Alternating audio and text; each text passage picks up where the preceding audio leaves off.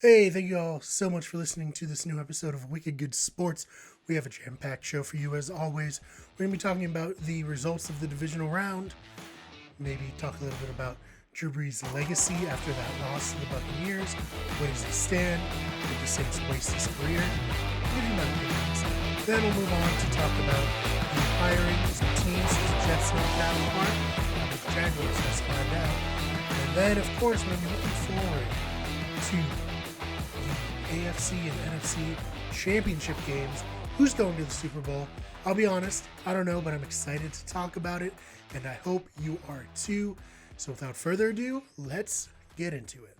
So the AFC Divisional Round happened this weekend. There were two pretty solid games. Let's start off with the Bills defeating the Ravens 17-3. And I'm not going to lie, this was a slow game. You know, very defense wins championships. The Bills defense stepped up big time. I expected the Ravens to win this game. However, like I said, the Bills defense proved they are legit. They stepped up. They shut down the running game for the most part for the Ravens, made them one-dimensional. And just when the game was starting to look close, just when it looks like, hey, the Ravens are going to tie this up 10-10, Lamar Jackson throws his, I believe, first career red zone interception. That gets run back for a touchdown. So worst case scenario, 17-3. And then I guess even worst case scenario, very shortly after that, Lamar Jackson gets a bad snap. He tries to pick it up. He's rolling back. He gets tackled as he's trying to throw it away. His head hits the turf. He gets a concussion. He does not come back into the game. Tyler Huntley, he comes in, and I mean, that was it. That was the ball game. They weren't able to get anything. There was one play to Hollywood Brown where Huntley overthrew him that, hey, could have been the difference. But big credit to the Bills. They're going back to the AFC Championship game. I know that's both exciting and terrifying for Bills fans. Exciting because, hey, they might get to the Super Bowl. Terrifying because, well, this franchise lost 4 straight Super Bowls in the 90s. So, I mean, they have every right to be a little uneasy. But I think for the most part, they're excited. Josh Allen has played very well. That trade for Stephon Diggs has been huge. And I think that trade really exemplifies what the Ravens are missing. They don't have a legit number one receiver. Hollywood Brown is a nice piece, but there's a reason they signed Des Bryant out of retirement to come play for them this season. Lamar Jackson, people are very hard on him. I don't really understand why. Personally, his first year, he comes in for Joe Flacco. He brings the team to the playoffs. They lose in the playoffs. That's okay. He's a rookie quarterback. The second season, he wins the MVP, and they lose a tough, game. It was a tough loss to the Titans. Definitely an upset. But hey, I mean, if your quarterback's an MVP in the second season that they've ever played, that's a great place to be.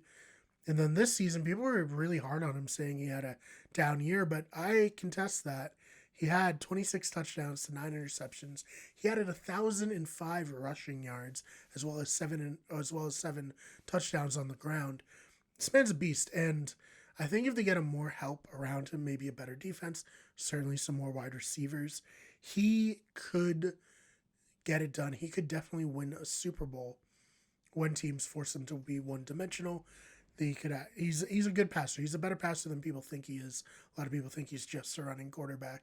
I don't necessarily believe that. So I don't think people should be too hard on him. He lost in the playoffs. A lot of quarterbacks lose in the playoffs early in their career. Ask Peyton Manning how that went for him. Not very well. Like I said, there was a reason they were able to be hamstrung once the Bills shut down the running game. Who knows what could have happened had Lamar Jackson gotten to play the fourth quarter. He's had some great fourth quarters this season. You know, I saw a lot of jokes about him going into the locker room to relieve a cramp, let's say, like he did in the Browns game. But unfortunately, that wasn't the case. Unfortunately, he had a concussion, and unfortunately, the Baltimore Ravens were forced to play with their fourth string quarterback, RG3, out with an injury, and it wasn't in the cards.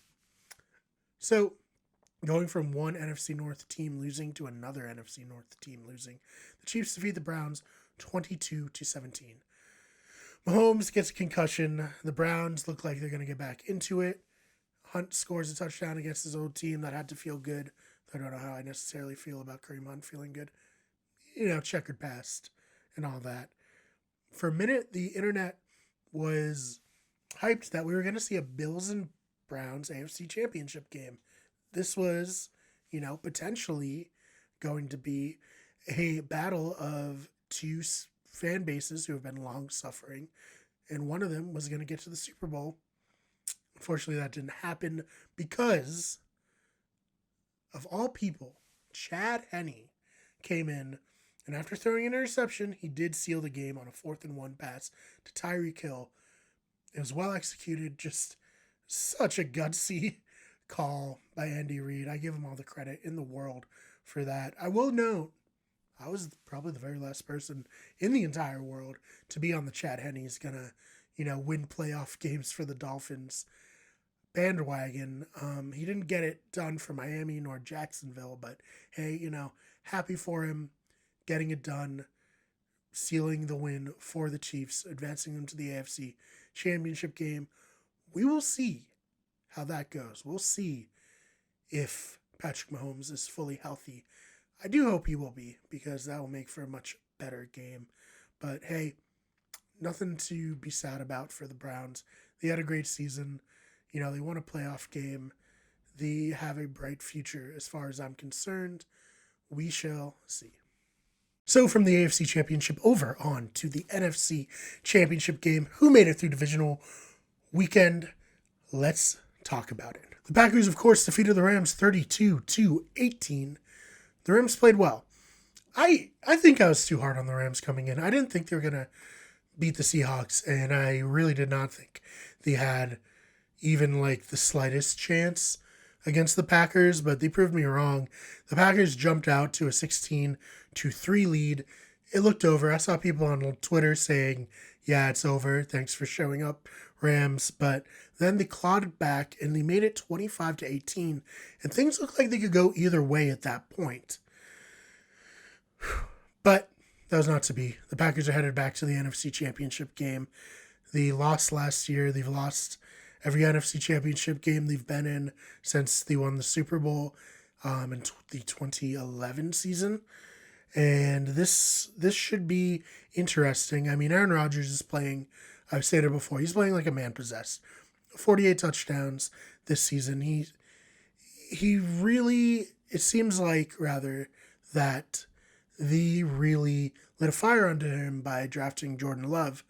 But will they have enough to compete in the NFC Championship because they spent that first-round pick on Jordan Love instead of one of the many receivers potentially, available at the time? We shall see. The Buccaneers defeated the Saints 32-20. Brady doesn't have a great game, but the Buccaneers defense is really solid, really carried them. And hey, now we get to see Tom Brady play in an NFC Championship game. The Buccaneers defense intercepted Brees 3 times. That really kept them in the game in the first half. Both of the interceptions early set up scores for the Buccaneers, who are not doing very well offensively, and kept them in the game. So it wasn't all on Brady, which I think the biggest thing between Brady leaving New England and Brady going to Tampa Bay was, look, Brady's going to have to be perfect in order for the Patriots to win another Super Bowl. Brady didn't have to be perfect with the Buccaneers. He certainly wasn't in that game. The defense carried them, and they have so many playmakers all over the place, which the Patriots don't have. The Saints, on the other hand, they're an extremely talented team, probably one of the best teams they've put around Drew Brees since they won the Super Bowl back in the day. Unfortunately, it was too late. Drew Brees, I hate saying it, but he's done. He looks every bit of his age, which is sad and, well, very disappointing. But he said he's going to think about it, retiring. I would be very surprised if he did not retire. So, that sucks. And we always wanted to see the Brady versus Brees matchup in the Super Bowl. We got to settle for a divisional round game. That was pretty cool. I'm glad we got to see it before it was all over for both of them. Brady's just, he's different in the playoffs, regardless of what kind of game he's having. At the end of the game, if you need him to score, he's going to score. He put them up 23-20. He got it done when they needed him most. It's his 14th conference championship game, which is just absolutely ridiculous. He has a legit chance of making the Super Bowl at the age of 43. Also very ridiculous. He had a slow start, but much to the chagrin of a lot of Boston fans, he's leading his team to where the Patriots are used to being, playing late in January. Some of the other Boston fans are probably rocking Tom Brady jerseys, which, as much as I want to make fun of that, not sticking especially to your team, I get it. You got to support the guy who gave you guys so much success. So I won't come, at them too hard for that. And hopefully no one comes at me for debating whether or not Brady's the GOAT. He's the GOAT. Like, there's just, especially if he wins the Super Bowl, I don't see how anyone could argue it. Yeah, I know Montana never lost any Super Bowls, but he sure as heck didn't get to as many Super Bowls as Tom Brady did either, which means he was losing earlier and had a shorter career. Granted, the NFL was different. Quarterbacks are more protected. We don't need to get into all of that. But yeah, kudos to Brady. Kudos to the Buccaneers. Should be a great game, Brady versus Rodgers in Lambeau Field. That just sounds epic, and I'm looking forward to it. So, a little bit of disappointing, result in the divisional round if you're a fan of Drew Brees. He is probably done, and he's probably going to end his career, or rather, he's definitely going to end his career, and he's definitely going to end his career number 1 in yards, number 2 in touchdowns, only behind Tom Brady. He has a Super Bowl, and more than that, his team has a legacy of failing him. Let's just break down these stats. He was 172 and 114 as a starter. He had a 67.7% completion percentage, 80,358 yards, 571 touchdowns, 243 interceptions. Probably one of the best stat guys in terms of volume. I mean, obviously he's up there. He played for a long time as well. After leading the Saints to the Super Bowl, the ownership and the coaches could never put a team that was actually able to compete around him during his prime. It was really only the last 4 years that they had teams that could actually compete at a high level, that could actually win a Super Bowl. And unfortunately, the team went up, but Brees was correlating down. It's just how it is. They wasted Brees' peak seasons with many 7-9 records. He had a long window. I would say even up to 2018, he was legit a superstar. He was the guy that we all know. But they only have one Super Bowl to show for it. And that's disappointing. It's disappointing. Well, less disappointing, obviously, than the Dolphins wasting Dan Marino's Hall of Fame career. It's right up there. I get it. They lost on a fluke in Minnesota. They had bad calls against the Rams, which, the Rams should not have won that game. The Saints should have. And I think if they get to the Super Bowl, they have an excellent chance of winning that Super Bowl, especially with how low scoring it ended up being and how the Patriots weren't able to do very much. Then last season, there was even a potentially bad call with did Kyle Rudolph push off in the end zone? Would it have mattered? Who knows? But it is what it is. And yeah, to I guess summarize this shortly, I do feel that the Saints wasted Drew Brees' career, and watching him try to tough it out at the end of this season, ribs broken, just trying to get out there, looking like a shell of himself. Heck, they had Jameis Winston run a trick play because Taysom Hill was out, and Drew Brees, he probably wouldn't have been able to execute it had he been in, and they knew that. So, amazing career to Drew Brees. Heck of a run. Wish the Saints put more around you. Wish you had signed with the Dolphins back in the day instead of us getting Dante Culpepper, but that's beside the point. So he's going to ride off into the sunset, and I feel lucky to have lived during a time where so many premier quarterbacks played, and we're probably going to lose one of the best. So that's that. So let's take a break from talking about the present and look towards the future. We have some coaching hires to talk about. The Jets hired Robert Saleh. Yeah, great hire for the Jets. I thought that he would have gotten hired by a team last season, but I think him coming back this season, even more impressive. What he was able to get out of a very injured 49ers defense. They almost won the Super Bowl last year. He was just someone who was going to get hired at some point. And I hate the Jets, so it pains me physically to admit they made a great hire. Maybe the best hire so far. So thumbs up on that. Over to the Jacksonville Jaguars.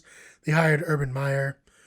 This one is, interesting. He's obviously a legendary college coach with leading Florida and Ohio State to national championships.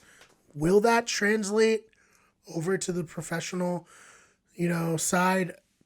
We'll have to see. It doesn't often work out that well. College coaches coming to the pros. Look no further than Nick Saban doing okay with the Dolphins and then going to Alabama and doing, well, much better.